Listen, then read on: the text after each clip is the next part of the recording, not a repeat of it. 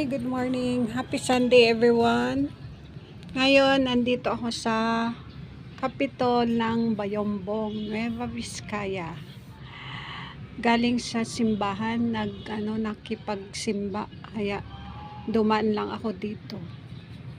Ayan, ang ganda ng panahon kasi makulimlim, kahit na makulimlim pero hindi naman umuulan.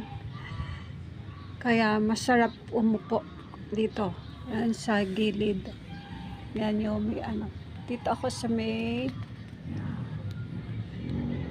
may lake. Mini lake nila.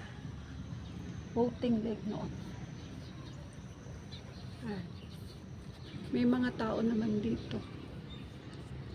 Ayun, may mga ducks pa doon. Ay, goose. Ayan.